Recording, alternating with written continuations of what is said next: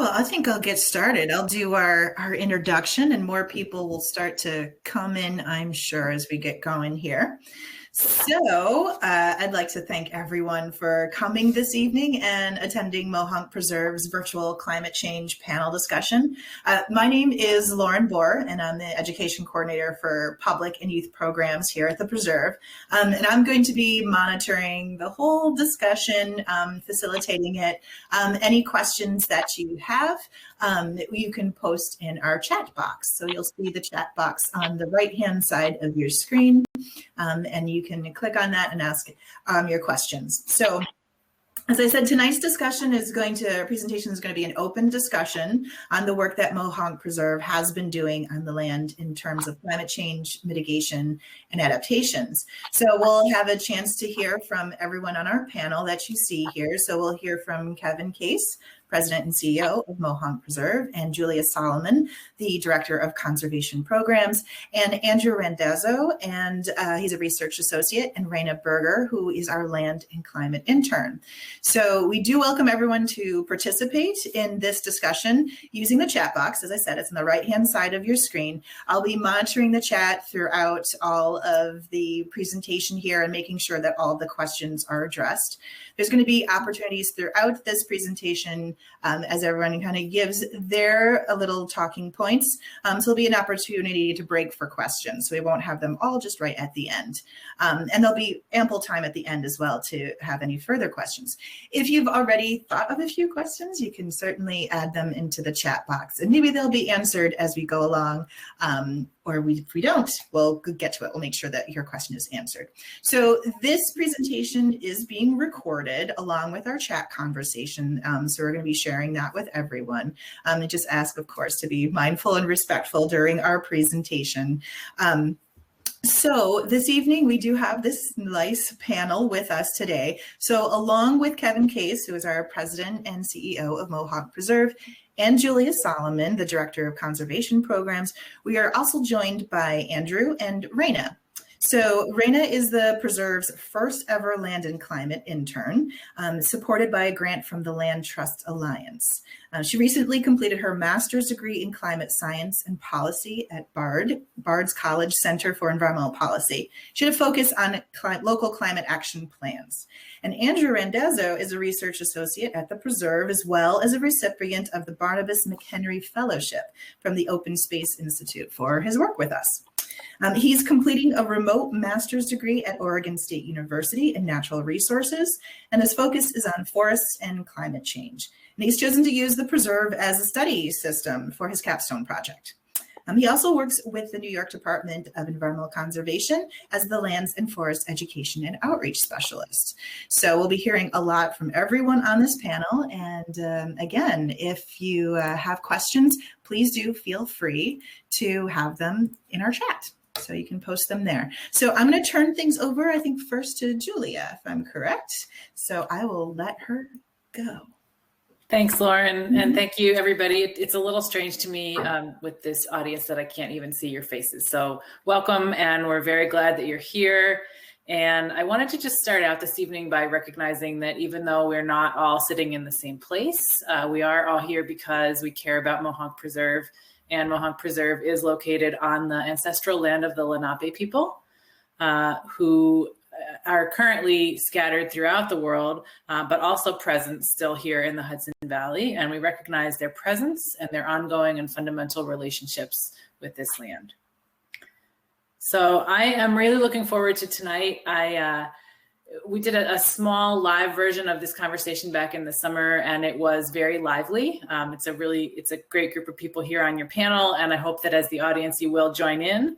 I think that it's interesting to me to have this conversation at this moment, in part because on one hand, the Preserve has been doing work around climate change for many decades. We have weather records that go back over 125 years. We have phenological records, so records of the times that natural phenomena happen, when birds arrive, when plants bloom, going back almost as long.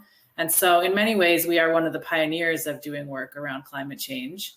And on the other hand, we have not really been publicly having conversation about climate for a very long time. You know, we have we're a nature preserve, we're a recreational destination, we do environmental education, we do all kinds of activities that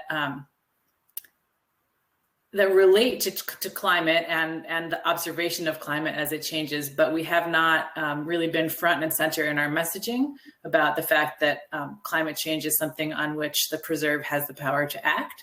So I have seen that conversation really change within the last maybe year or 18 months, in part due to the contributions of the folks who are here on your panel tonight.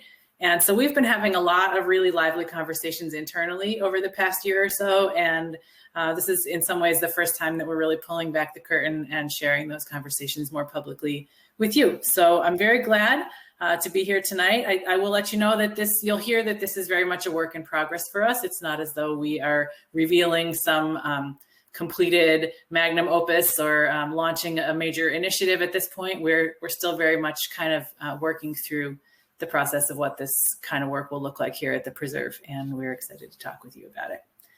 So Kevin, I think I'll put you on the spot first. Great. You're our president. You've been here, what, 18 months now? 18 months. Yeah. And you came to us from the Land Trust Alliance, where you were running the Eastern Regional programs, if I'm correct. Mm-hmm. And so you have a bit of a bird's eye view on what land trusts are doing around topics like this. And I would like to know what you think are some of the different ways that the Preserve has the power to act on climate change. Yeah, thanks, Julia. I'm super excited for this conversation. And I think you've teed it up well in terms of where we're at with it. I think what I saw in my many years with Land Trust Alliance and what I see as opportunities here at the Preserve really fall into four buckets, I guess. And kind of how we're thinking about our programmatic work around this. One is the area of carbon sequestration and, how well our lands, our forests, and our grasslands doing in terms of sequestering more carbon. And we'll hear more about some of this from Rayna in a little bit. But are there ways that we can, and Andrew too, I should say, are there ways that we can enhance our forest land or our grasslands to do more in terms of soaking up carbon over time? So that's one big area. And we're fortunate in that we've got this basically 8,000 acre contiguous landscape to work within that gives us a lot of opportunity to explore and experiment with things.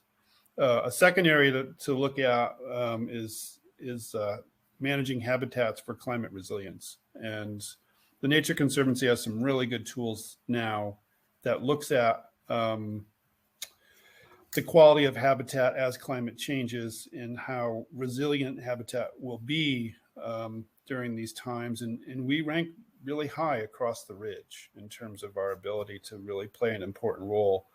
And so, we have the chance to really look at how can we maximize that resilient capacity across our landscape to support the habitats we hope are here going forward. There's two others. One is looking more internally about how we actually operate as an organization, and are there opportunities for us to reduce our greenhouse gas emissions? And so we've started to do a few things in that area. Looking at how our buildings operate, how much energy they use, looking at how we use our fleet of vehicles and our all the various kinds of power tools that we use, and seeing if there are ways where we can actually reduce the greenhouse gas emissions through adopting things like electric chainsaws and hybrid vehicles and that kind of thing. So that's in progress. And then the final one is looking at, are there actually opportunities on the property to do some small scale renewable energy production? Could we look at whether solar opportunities on various buildings or whatnot, or in certain areas? Julia brought up this idea the other day, could you actually as we look to rehabilitate Duck Pond Dam, could you put a little micro hydro in there? And then, how would you move the energy and whatnot? But just sort of exploring that and getting more, getting the opportunity to see if there's ways in which we could be more proactive in those kind of things. So that's sort of how I think the the land trust community overall is sort of looking at all these different things. And I think we've got this really exciting opportunity here at the preserve to actually look at all of them at the same time and hopefully make some progress on all of them. Yeah, thank you, Kevin. I agree with that. And I'm excited to hear more as we go forward. And so you referenced the fact that Rayna has been thinking about carbon a whole lot during the course of her internship. And so Rayna, I would be curious if you, first of all, could tell us, what one of the tasks that we set you when you got here was figuring out, as well as you could without going out and measuring all of the trees, how much carbon is stored on the preserve's protected lands. And can you tell us a little bit about what you found? Yeah, absolutely. I'm really excited to be here and tell you about one of the tools that Kevin mentioned, part of the Nature Conservancy's tools. They call this the Resilient Land Mapping Tool, and it uses data from the U.S. Forest Service to model carbon estimates. So we plugged in the roughly 8,000 acres that Mohonk has into their tool, and it magically spits out a carbon number for us.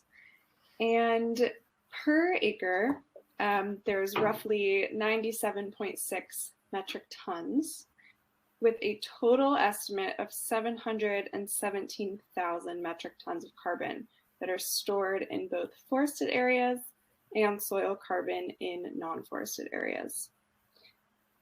And that is just part one of how much carbon the preserve have. So second part could be 100 acres of fields that we have identified for reforestation, which would add additional carbon to that very large number. Okay, so thank you. Can I follow up a little bit on the forest piece, which is why forests? Why are we thinking about these grasslands and the potential of turning them into forests? How is that beneficial from a carbon standpoint? Yeah, well, it would also be beneficial to transition old fields to grasslands, but that depends on what species are already there and the ecosystem that already inhabits that space. And so I think there are about 100 other acres that could be transitioned to grassland, but for the 100 acres that I've looked at and chatted with other people at the preserve and identified as forests, helping them transition to forests, adding more trees, building up the soil again to sequester more carbon. That's really where the additionality comes in, and really prioritizing the species that we want for climate resiliency as well also has a co-benefit of carbon sequestration. Awesome, thank you. And so Andrew, we'll get you in the conversation here a little bit. Since we're on the topic of forests. And I don't remember whether Lauren said this in her introduction, but the plan, the way that you're doing your capstone work with us, you are developing for us a plan with this really long name that I always have to read so that I get it correct. But basically what you are preparing for us after some dialogue with us is a disturbance preparedness climate, I don't even have it right, climate adaptive forest plan or something like that. But what is this plan? Why do we want one? What is it? What will it do for us once it's completed? Yeah, well, apologies about the mouthful. Apologies about butchering it. So I've been referring to it as the Climate Adaptive Disturbance Preparedness Plan, and so there's a lot to unpack in that, right? But in simple terms, really, it's a plan to help the Mohonk Preserve prepare for change, and change really is inevitable in any forest ecosystem. But especially with climate change, we're seeing more rapid and intense and different changes occur within the forest ecosystem. And some of those more intensified changes are coming as a result of these disturbances that are happening more frequently and more intense as a result of climate change. And when I say disturbances, we're talking about things like wildfires or hurricanes coming inland, or wind throws and invasive species or forest pests, things of that nature that also cause more change within the forest. And so that's where that disturbance preparedness part comes in. And the plan itself is really to sort of assess the vulnerability of different vegetation or groups of plants, that vegetation communities or groups of plants that grow together within a given area. And use that vulnerability assessment to then build forest management recommendations. And those recommendations are sort of broken up into two sort of categories: these proactive and recommendations, and then reactive recommendations in some senses, right? And so the proactive focuses more on this idea of there's things we can do now to prepare for climate change and the disturbances associated with climate change, so that when these disturbances come through, the negative impacts are lesser on the forest, right? And then there's a reactive component where there's also steps we can start to take where we're better prepared to respond to a disturbance when it comes, and help the forest recover in these positive ways. And then you bring in that climate adaptation piece. And so while you're doing both of those proactive and reactive steps, right? You're thinking about how can you help the forest to adapt to climate change and the stressors associated with climate change. And the reality is that for a variety of reasons, the forest isn't adapting as quickly as it needs to be to cope with climate change. And there are things that the Mohonk Preserve can be doing to sort of help the forest cope with climate change and sort of speed up that adaptation, particularly when disturbances do occur, because disturbances put this great amount of energy into the forest, and we can sort of capitalize on that energy to make sure that the future forest really provides those benefits that we enjoy today, even as the climate changes. So it's exciting to be thinking about, and it's really, makes a lot of sense for Mohonk Preserve that has these really special land holdings to be thinking about those things. Okay, this next question, Andrew, I'm going to pitch to you as sort of a follow-on question, but I would actually be curious to hear the rest of you weigh in as well, because it's one that we've talked about quite a lot internally. And so here at the Preserve, we have this sort of storied, long history of observation of the land. We have these natural history observations that go back many decades, and accompanying that, we have had a fairly hands-off approach, I would say, to the management of our land. It varies, right? Certainly we mow fields. We have fields that we want to maintain in a grassland state. We maintain our recreational infrastructure. But in terms of I think one thing we maybe didn't say at the beginning is that really the vast majority of the Preserve's land holdings are forest at the moment. We have close to 7,000 acres of forest within our 8,000 acres of protected land. And those forests we have left largely alone. And it sounds to me that what you're describing is inherently a more active approach to management. So how do you think that blends with the ethos here at the Preserve? Yeah, well, I think that there's a lot of reasons to take a more active approach, and I think it actually blends nicely with the ethos of the Preserve currently. This natural history perspective and observation and monitoring and learning from the forest, is really important, and it's not something that should be sacrificed just to more actively manage the forest. And in fact, it has to be a part of it, right? Monitoring is how, and observing is how we learn to manage the forest better and make sure the things we're doing actually are having benefits. And then the reason to have sort of this more active role in forest management is sort of this multifaceted reality, right? So the impacts of climate change are one part of it, but also this story of the land, right? We as humans have been impacting forests for thousands of years, since our existence, and that it has good parts to it and bad parts to it, but the reality is that we can't remove ourselves from impacting the forest. And we often hear this negative side of how humans impact the forest, but we've also impacted the forest in positive ways, especially as we've learned more. And I think a good example of this is really the pitch pine community at Mohonk Preserve. And I hope a lot of you, or maybe even all of you, have experienced the pitch pine community at Mohonk Preserve. And it's this special ecosystem, right? And it's noteworthy at Mohonk Preserve. People talk about it.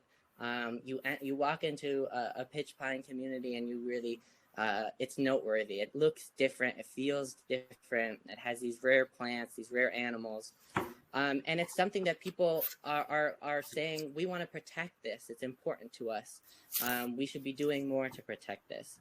But when you start to think about the history of that community, and they've done research to sort of study the pollen record of pitch pine and its associated plants, and pitch pine has been around way before humans, right? But pitch pine communities, as we know them today, really were shaped entirely by humans, and in particular by the burning practices of indigenous people. So pitch pine communities would not be what we know them as today if it wasn't for that human role. And yet we consider them very good, special, and important, which we should. So that is something to consider when we think about why to have a more of an active role. And then also we've had impacts on the land that are more negative, right? We've removed predators of deer, and that has changed how the forest can thrive on its own. And then we've broken up the land. And I mentioned before that, the forest isn't adapting in the same as quickly as it needs to be to cope with climate change. And in past periods of warming, species have migrated, and they've migrated at pretty quick rates for trees and plants and animals. But they're not able to do it migrate as quickly anymore. Because we've broken up the landscape. And so that creates a huge issue for this climate change, another human impact, right? That our forests will not be able to cope in the same ways they would without forms of human intervention. And so there are ways that we can care for and steward the land that essentially are us dealing with the consequences of the impact that we've had, both good and bad, for thousands of years on the forest. So I think there's a lot of reasons to continue this legacy of natural observation, while also making sure that we're caring for the forest and assuring that the forest provides benefits for our future generations. Kevin or Rayna, do you want to get in on this question? Boy, Andrew summarized it so well. I think, there is this very long history of observation and data collection here at the preserve. And I think Andrew's described well the reasons why we can continue to do that and think about how to be more proactive in some of the management of the land. And, I go back to, there are examples in the past where certainly there's been some proactive management with such as prescribed burns for a number of years that I think made a difference in certain places that are noticeable and helpful. So, I think there's a history of both here, and there'll certainly be a balance of that going forward. Yeah, I agree. And I just want to add the observational data of the Weather Service that Mohonk Preserve has collected for over 100 years. There is so much rich data there that almost causes a need to act and a desire to act, knowing what the preserve knows and having the data that they do. They're set up really nicely to now put their hands in a little bit more actively. Thank you. And I see Megan has chimed in. Hi, Megan. Reminding us that we have continuously monitored forest health plots in a number of our forest vegetation communities, including our pitch pines. And everybody loves the pitch pines. They're an important community to study and protect. I think I'll pause here for just a minute, actually, before we dive back in, and invite any questions if any of the rest of you out there have them at this point. You feel free to chime in the chat, and we can take those before we move on.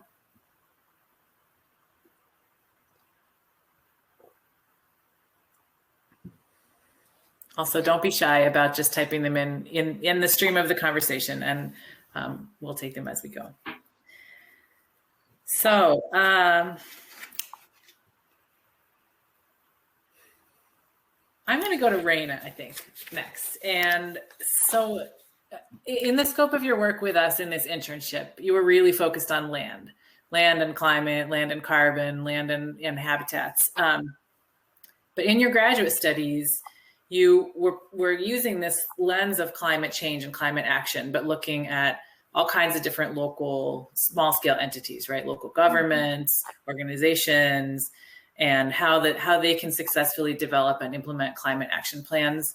You've also been gracious enough to join in our climate and sustainability task group during the time that you've been here, and we've appreciated your participation in that. And I would be curious about your perspective on what makes organizations successful in the kind of work that Kevin was describing at the beginning, really this framing of how can we act on this whole existential global topic of climate change. Yeah, I love this question, and I love talking about this with people at the Preserve, because there's so much excitement for it, which is such a unique opportunity to do it. And that is when looking forward at all the projections of climate change, and it can seem like a really daunting task, and often organizations and governments don't really know where to start.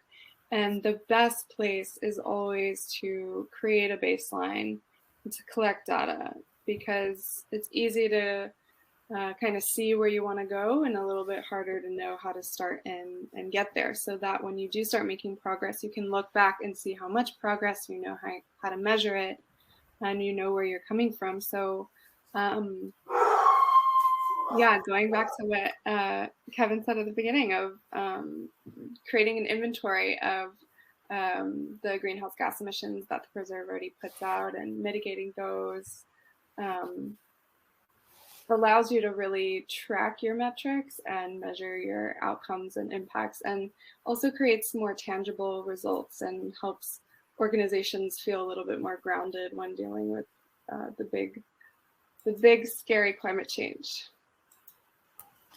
Yeah, and it's so interesting. I mean, we have talked about that before and the need for baselines, but it was only just really today that I somehow connected the dots in my mind between the fact that we are doing that sort of foundational monitoring work and data collection work on the land, right? Like we take that as completely self-evident that that's the first step when we're doing work on the land. And so it makes sense also that it would be the first step in addressing our carbon footprint in our other respects.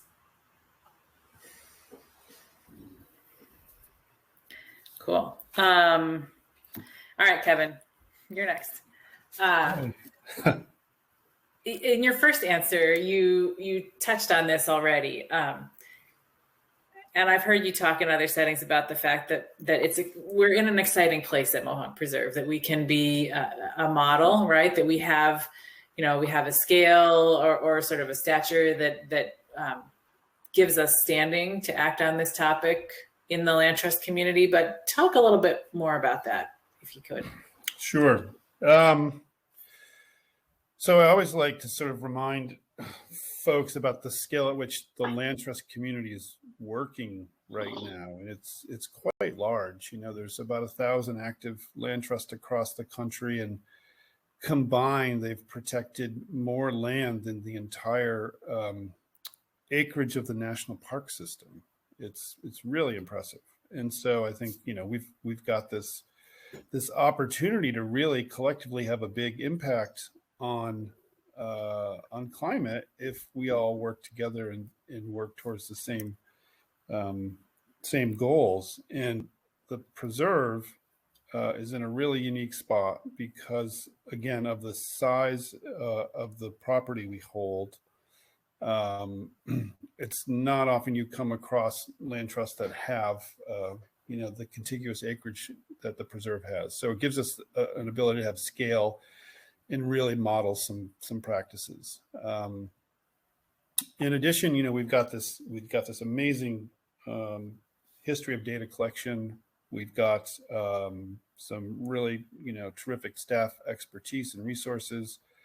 So we've got a lot of pieces in place to really allow us to test some things out. Some of the 4 items I discussed earlier, to really see how far we can take those, had to have impact. And then we've got the ability through the framework of the land trust community to really share what we're doing and learn from others as well. And I think, coming into this organization 18 months ago, I knew it had the ability to really influence how land trust is thinking about some things and moving forward on some issues. And I think this is a perfect example of us really taking a lead and sharing with others how we're approaching this, and hopefully influencing others in the land trust community about how to approach this topic.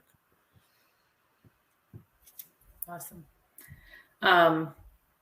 Maybe I'll put this question to Rayna and Andrew also, as a little bit more outsiders from our organization. What do you think, what are you excited for Mohonk Preserve to be able to do when it comes to climate? What is it that, as you're working here, getting to know us, what brings you to work every day?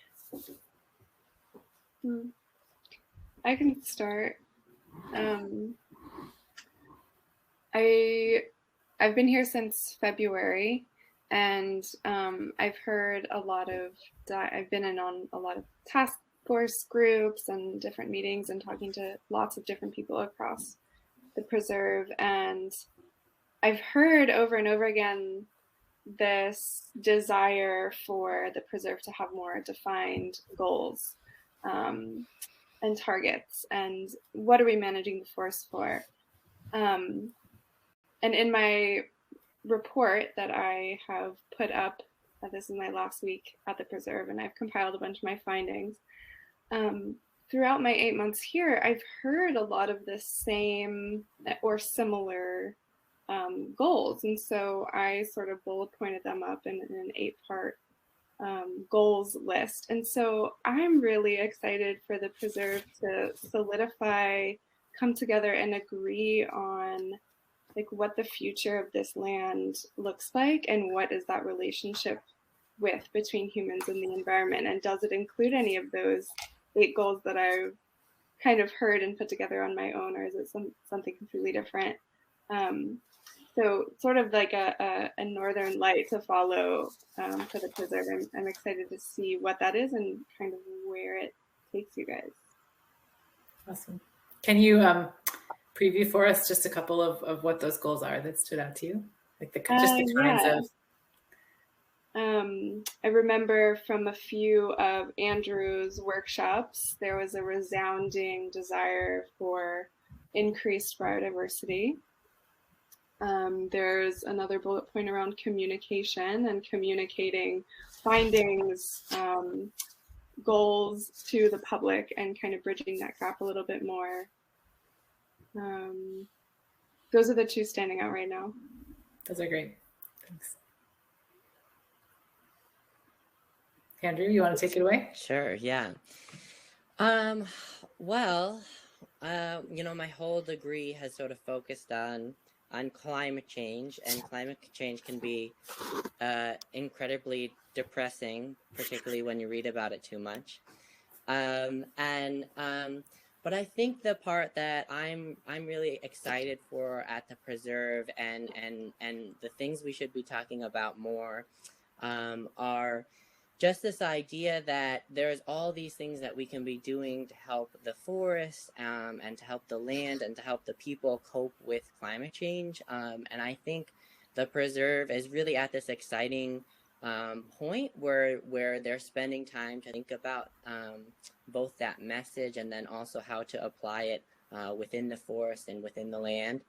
So I think that's the part that really, keeps me working on this, because there's this great deal of there's this feeling of actually being able to have this positive influence, and all these small changes that really do add up to some sort of solution for a global problem, even though they might seem small at points. And I think that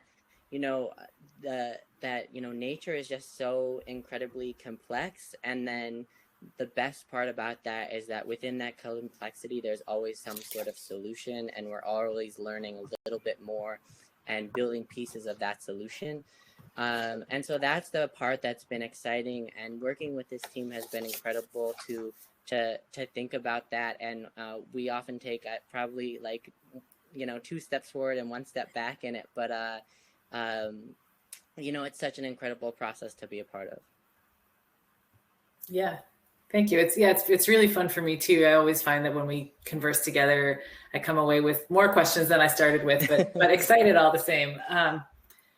So I want to play with this question of scale for a minute, because I agree. I think one of the things and Kevin touched on this too, the Preserve is at a really interesting scale for doing this kind of work, because on one hand, for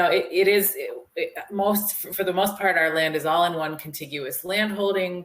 You can look at it on a map, you can drive around the perimeter of it if you wanted to. You have a sense for what you're working with, and that it's a sandbox that is well enough bounded that you can understand, how you might implement solutions at that scale and really feel like you're making a difference. But it's not small, right? Like, it's not a 100-acre preserve in your backyard. And so I think that poses challenges, both in terms of the logistics of even how you would conceive and roll out any of these kinds of plans that we're talking about, and also financially and administratively. And so I guess I'll start with Kevin, but invite anybody to jump in.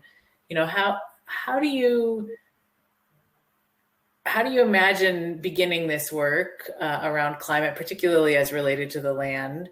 And how do you balance that with the other priorities that the Preserve is always juggling, right? We have a lot of important work going on. Mm-hmm. Yeah, I think, one thing that I think to do this well, obviously we need good people that can help lead in the details of the science and the management of these lands if we're going to do this right. So I think, we're going to really focus partially on getting, the right skills in place. And that means somebody, on staff that comes with some applied forest ecosystem management capacity, and can really step up our ability to take on this task and really guide us the way I think we need to be right now. I think, when you look at it in terms of the other things going on at the Preserve, I think the time is now. We're seeing obviously a lot of impact from climate change already. You can see it. Everyone's probably seen the annual weather data and the change in temperature and precipitation and whatnot. And, it's impacting our lands in terms of our carriage roads and our trails and whatnot, and washouts and culvert issues and everything. So it's not something we can just ignore and turn our heads to other things, but it's something that we need to actively be thinking about, participating in, and taking a part in. The other thing I really want us to focus on as well is the built infrastructure that we have, and we're starting to look at how do we get a full assessment of of all of our buildings, and there's quite a few at this point, and really look for ways to make them as sustainable as they can be, and sustain some of the historic nature of many of them as well. So that's a priority of ours as well, and that not only meets the goal of trying to play our role in the climate change field, but also it addresses some needs around securing the quality of our buildings and the historic nature of them. And we hope we can sort of mix that all together and do it all at the same time. So there's some things bubbling that I think are real priorities for us, and it's kind of a yes and situation where we're not just focused on climate, but it also impacts other parts of the Preserve in meaningful ways as well. Yeah, absolutely. Rayna or Andrew, do you guys have any thoughts about scale? Yeah, I can chime in. Well, I think thinking specifically about the forest too, when people think active management, and then think active management on 8,000 acres, you start to get overwhelmed. But planned management and active management can often mean no management, right? And in certain circumstances, that's what's appropriate, right, for a variety of reasons. And the great news about Mohonk Preserve is the land trust has spent this great deal of time thinking about what land are they going to protect, and with that has come this really special sort of ecosystem that's on a unique part of the world, on this really diverse terrain that's within this large intact forest, and that has a lot of really positive implications in terms of how the forest can cope on its own. So recognizing that in certain circumstances, like no management is actually ideal, and so that is part of it. Like, take a breath of fresh air, because suddenly that's less than 8,000 acres to think about. And then also, I think this legacy of learning from the land that Mohonk Preserve, that we talked about earlier, is part of the solution as well, and that there's all sorts of opportunities to trial solutions and learn from those solutions on smaller scales and incrementally scale them up. Mm-hmm. And in fact, that's ideal, because especially when you think about climate change, land management is incredibly uncertain, and learning as you go is important. Yeah, agreed.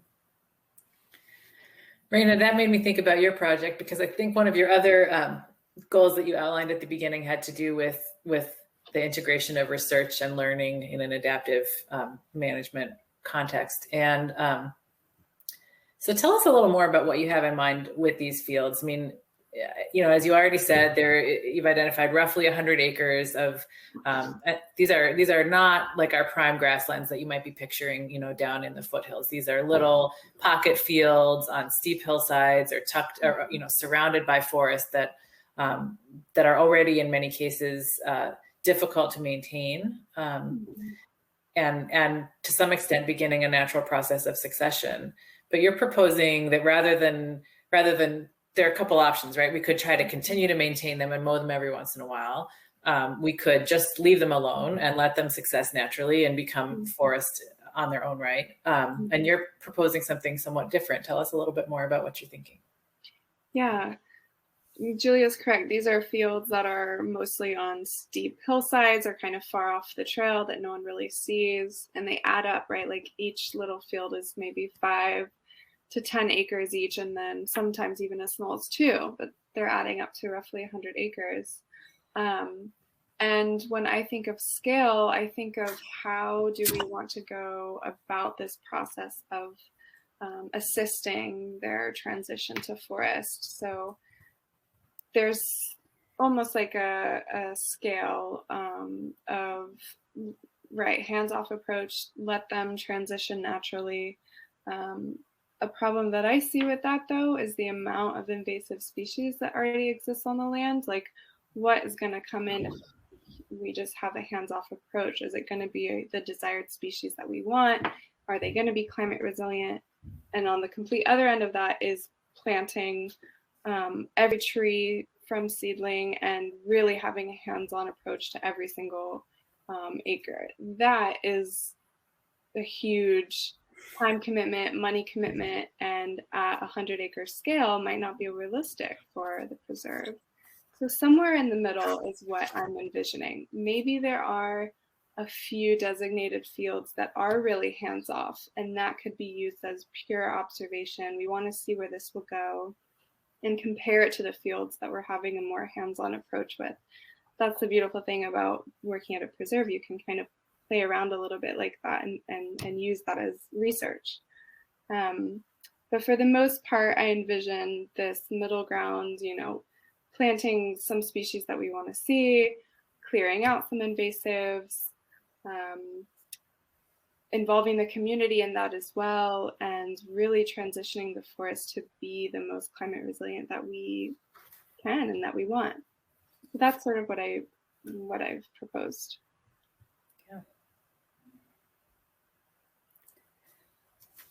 All right, I have some more questions, and seeing no questions from the audience, I'm going to turn the floor over to the panel for a second and see if you all have questions for each other based on the conversation we've been having so far. Love it.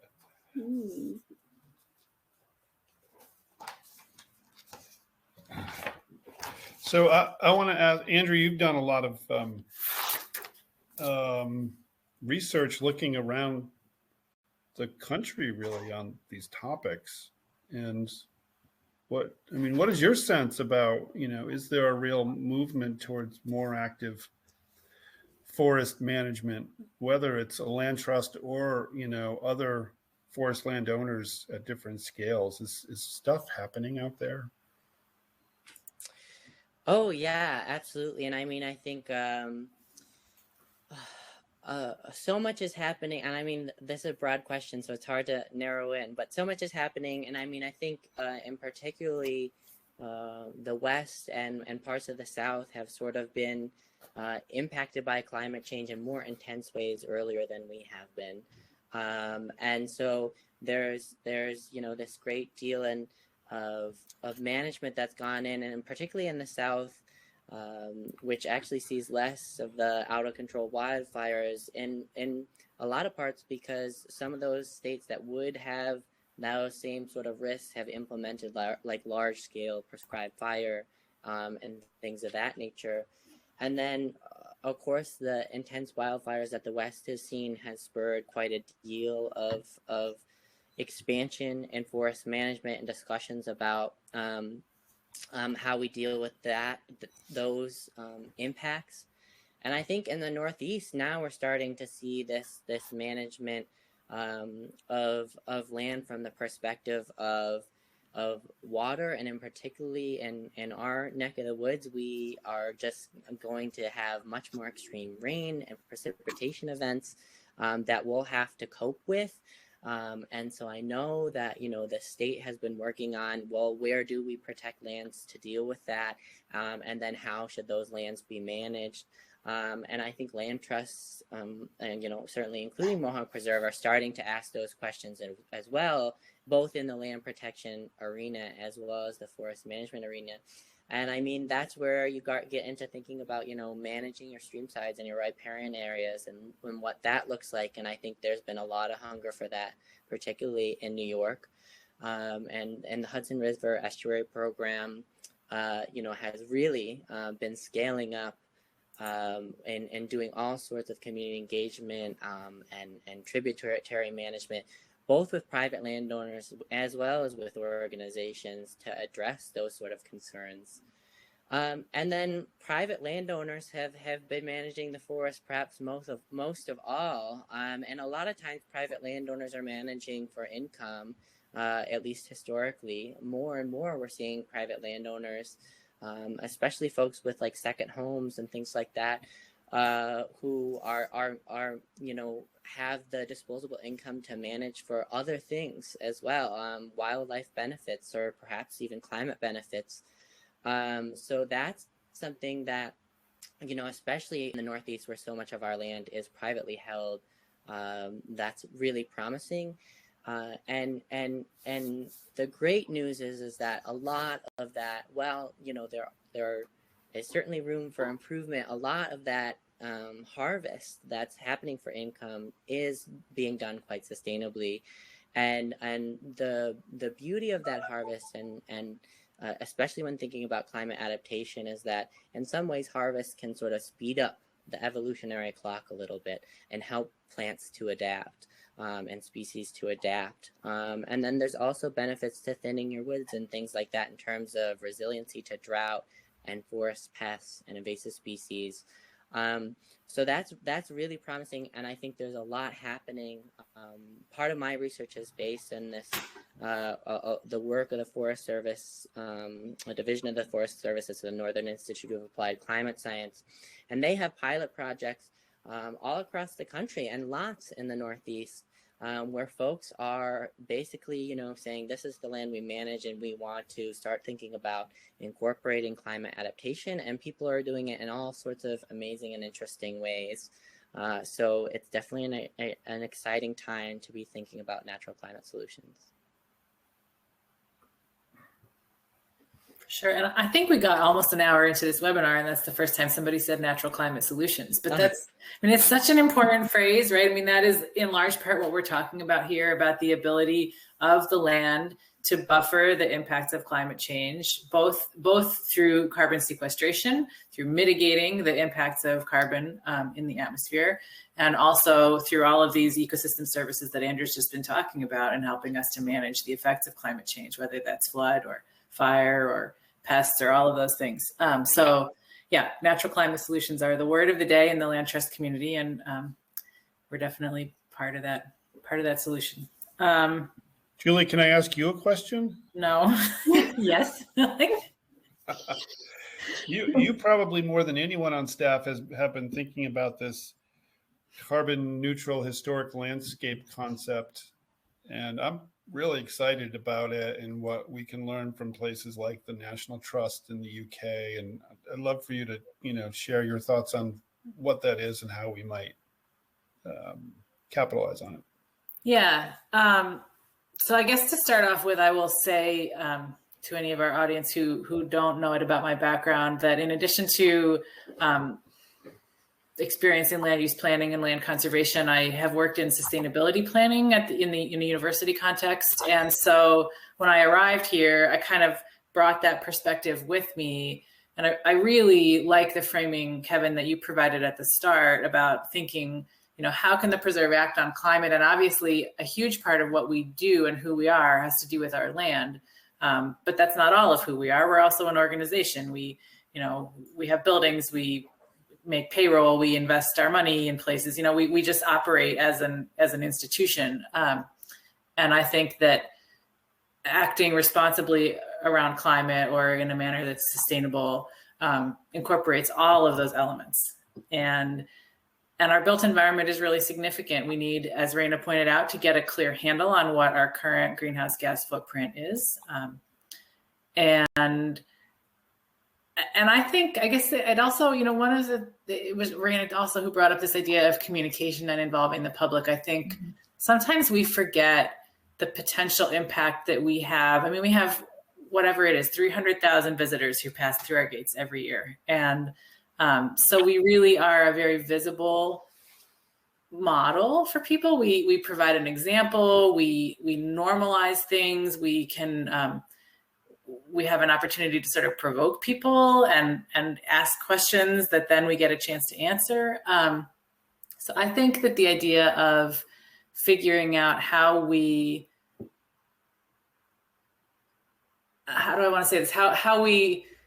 make our infrastructure embody our mission, I guess, or embody the ways that we want to act on climate. And we're not the only ones asking that question. The state is deeply invested in this topic. There's funding around this topic of how do you create a more sustainable built environment, and how do you do that in a way that is historically appropriate and respectful of the heritage of a particular place. And so I think Mohonk Preserve is such an iconic place for people, both in terms of what the land looks like and what the built environment looks like, that if we were able to integrate kind of a carbon neutral overlay into that, right? And that probably has a lot of parts to it. It probably has a lot of parts that are not that visible, because there are heat pumps inside a building or under the ground somewhere, but it may have parts that are more visible. And I think that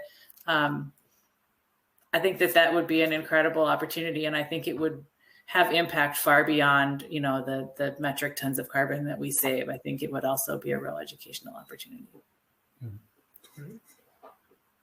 Sorry to derail you. It's great. Anybody else want to get in on the free-for-all here?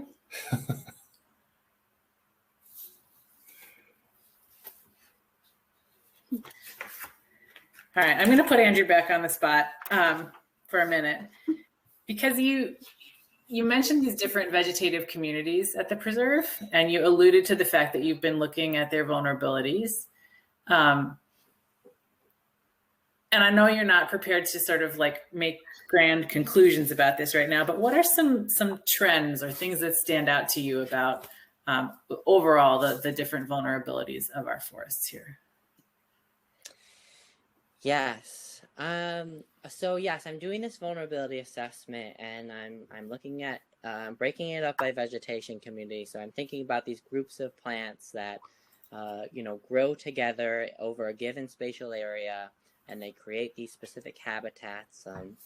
And so there's several different types of vegetation communities at Mohonk Preserve, and I'm not assessing all of them, but I've chosen 5 of like the most dominant. And so the vulnerability assessment is thinking about, what are the things that are currently stressing those communities or likely to be disturbance risks of those communities, and then also incorporating climate projections into that. And the impacts those projected climate changes might have in combination with the existing stressors. And so this is, it's still a work in progress, and I'm getting close, but it's not there's no final determinations yet. But there's some things we can be certain on, and there's this concept of that I alluded to before, and that Mohonk Preserve is sort of in a good place because of the land that they've chosen to protect. And then there's also these great number of challenges, and one of the things that stands out is the hemlock community.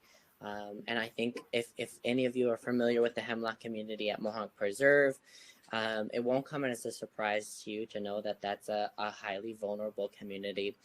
And that's largely due to hemlock woolly adelgid, and the woolly adelgid is invasive scale-like insect that slowly kills the trees, and it has this basically it's like a slow burn disturbance over many years, but has huge ramifications, and it's had a major impact at Mohonk Preserve. And then, the hemlock woolly adelgid has been bolstered by climate change. It's doing better as a result of climate change, and that will continue to happen with hemlock woolly adelgid as well as other forest pests. And the hemlock tree is an incredible tree, right? It creates these amazing recreational spaces. It's beautiful in the winter time with some snow on it. And it has all these benefits that it creates. It cools streams and protects water quality and creates these unique microclimates. And there's just intrinsic value to it too, right? Losing that community, and that's sort of the reality, is that community will transition at Mohonk Preserve. Maybe not in all of New York, and certainly not all hemlock forests, but at Mohonk Preserve, at least the majority of hemlock stands will transition to a different type of vegetation community over time. And that is something inherently sad. And then also sort of circling back to this idea of the positives in coping and learning from climate change, is that there's this great deal of opportunity in that change, and that as we recognize that the future for us will look different for many reasons, there's things that we can be doing as stewards of the land to help assure that future forest provides the benefits that we've come to expect from it, and that plants and animals need, and that our water needs. And so one of the things that I've been diving into lately is, what are the plants at Mohonk Preserve that sort of have similar ecological functions to hemlock? And there's no perfect solution, and there will be loss of benefits, but there are things that we can do in terms of what plants we favor, and maybe what we do in terms of managing the trees or planting trees or protecting young growth, where we can at least mitigate some of those losses.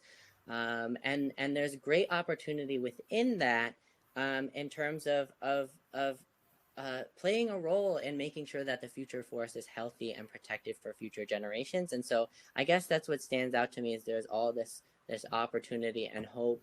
And the same sort of story plays out in the pitch pine community. And projections about the pitch pine community as it will cope with climate change are really uncertain. But pitch pine has been declining in recent history. But we know what pitch pine needs to survive, and it's that story I was talking about in terms of how humans have shaped pitch pine communities, and we know how to manage pitch pine so that they can be more resilient, and that they can that we can sort of bolster that rare habitat, both in terms of health as well as the number of acres it might take up. And so that is those are things that I'm thinking about and excited about at Mohonk Preserve, because there's as we're thinking about this vulnerability, to get sort of like we've been talking about, the baseline, right, and to have a better understanding of what the climate science means for the preserve, and there's a great deal of opportunity. Awesome, thank you. Lauren, we're a little bit after 8. I have one more set of questions to kind of throw to everybody. Does that timing work? That timing definitely works. All right. Yeah.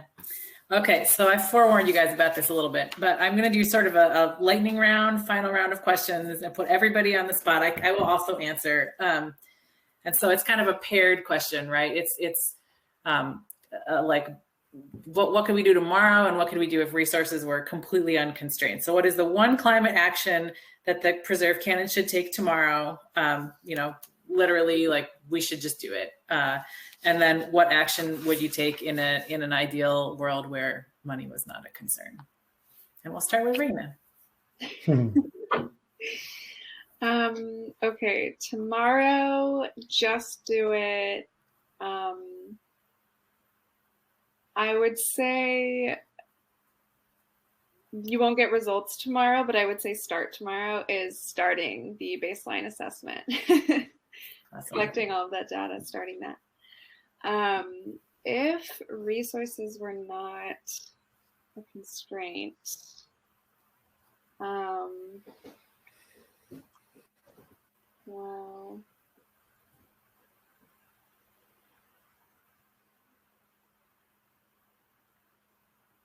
I would say,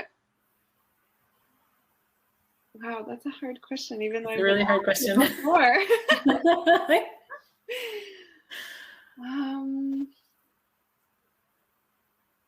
Okay, if resources were not a constraint, I would say then eliminating the pay barrier to having access to the preserve.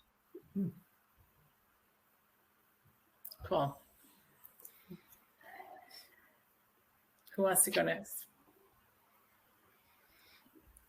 I can. So I would reiterate, in terms of immediately do what I said before. I think, getting the right people involved, getting applied forest ecologists on staff soon would be awesome.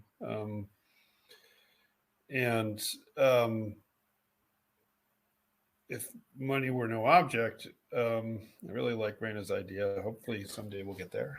I would focus on the buildings, getting them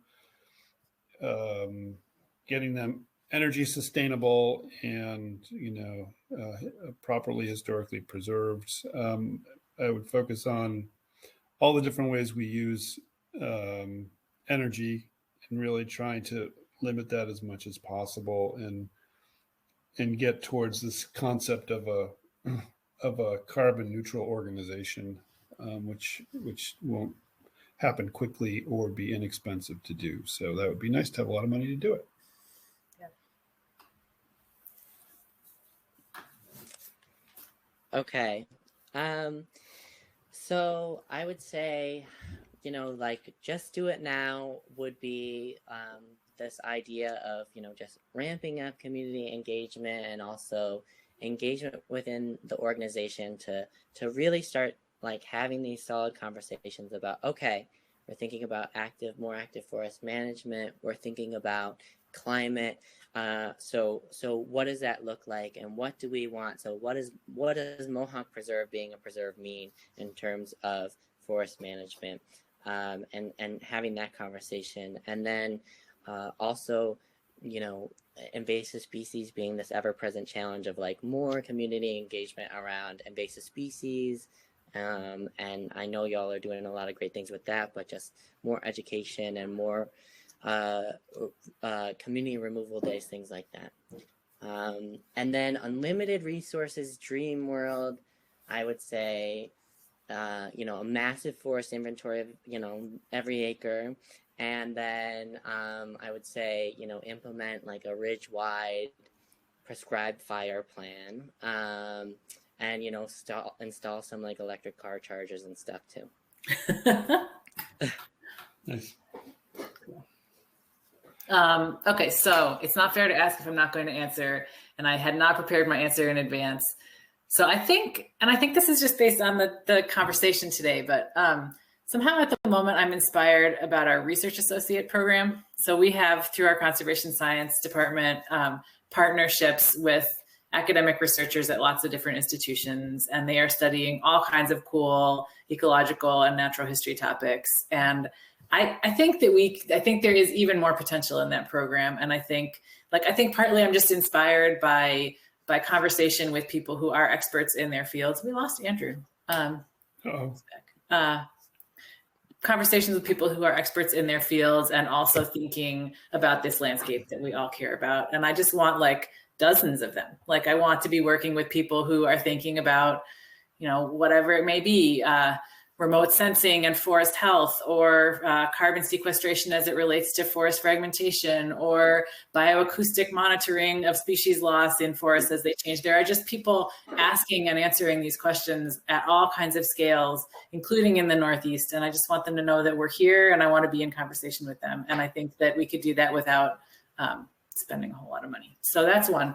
And then the other is just that I have been very busy telling myself this story about how 8,000 acres is a lot of acres, and that we need to start small, and we need to sort of partition the land and prioritize. And I'm sure that that's true, and I'm sure we will make progress. But if somebody wanted to give me like millions of dollars, it would be really fun to be able to, after Andrew's goal planning exercise, to be able to intervene on the land at a scale where progress will really feel visible, which I think it will inevitably feel more incremental in a resource constrained environment, which is fine.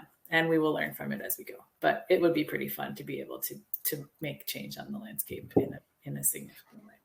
So that's what I got. Nice. Lauren, do you want to answer the question? Sure, I can answer the question. So I kind of agree with everybody's what to do like tomorrow.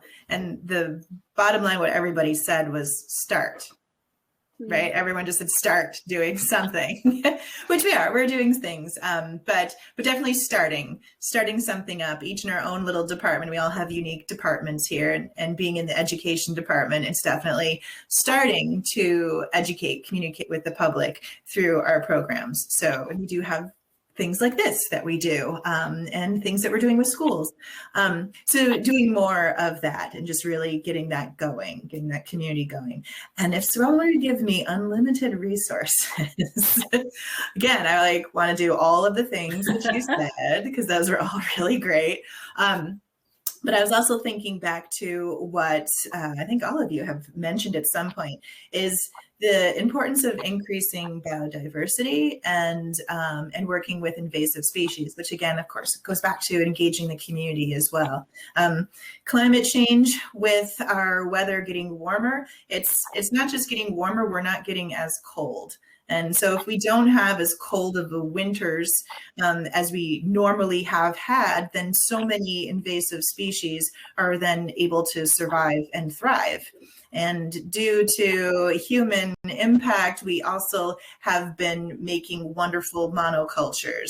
Those invasive species has taken over a lot of our grasslands. And grasslands, as Rayna pointed out, are also really good carbon sequestration sources. They store a lot of carbon in the roots and in the soil.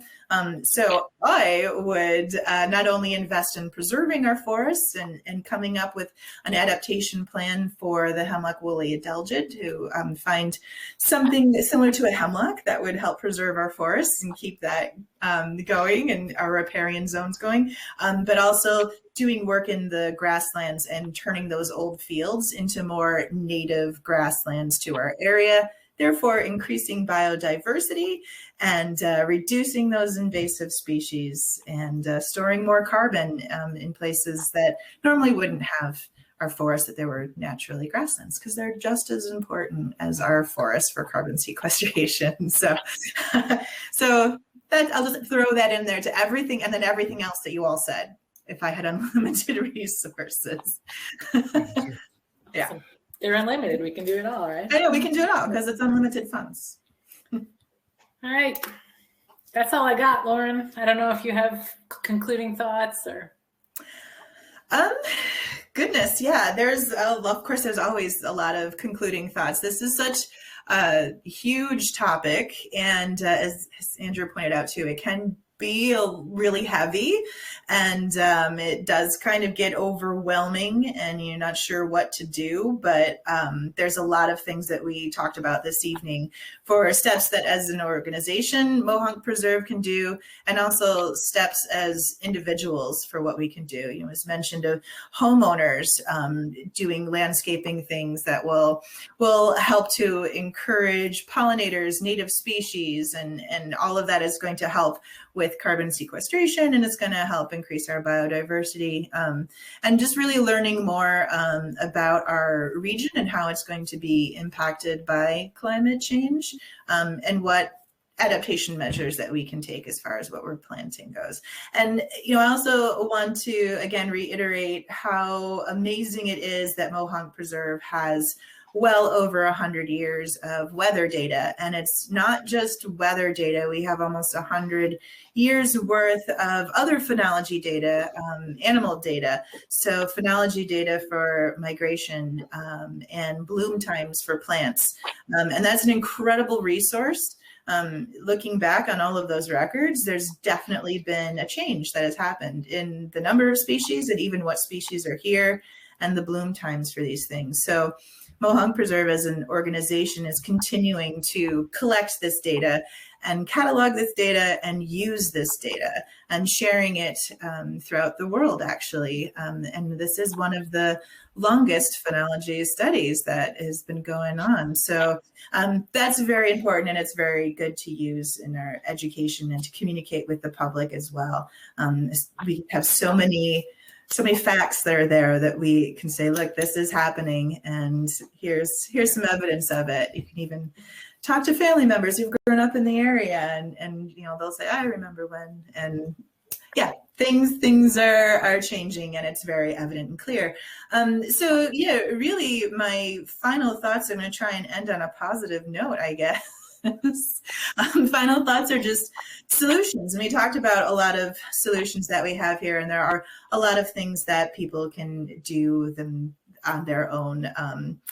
You know, just things like, yeah, doing native plantings and reducing how much energy you use, looking into alternative energies, and also, it's another, we're coming up into another election season, so a really good thing to do is to vote too, make your voice heard, because these are the people who are going to back us and maybe give us millions of dollars for doing whatever it is that we want to do, passing laws to help us do what we want to do.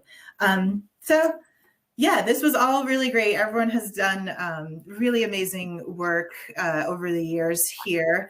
I know some of us haven't been here for years yet, but but we will be, and we'll continue to do this work. And I want to thank the four of you for taking time out of your evening to share your thoughts, to share what you have learned working here and your research that you've done. And also I want to thank the audience for joining us. If you are one of the members who have not been able to join us and you're watching the recording, thank you as well for joining us that way, even though you are not live with us tonight. So yes, this is being recorded and it will be posted on our website and on our YouTube channel, which some of you may be watching right now. You're not live with us. So again, I'd like to thank Rayna and Julia and Kevin and Andrew for joining us tonight. Does anyone have any final things before we say goodbye? Thank you, everyone. Yeah, thanks. Thank you Great all. job, Lauren. Great, wonderful. Well, with that note, then I think that we will say goodnight to everyone. And again, I hope that everyone has taken a lot away from this. And as always, any questions, you're welcome to contact the Preserve, and we'll be happy to chat with anyone. So again, thank you everyone for joining us this evening. Thank you. Take care. Thanks. Bye.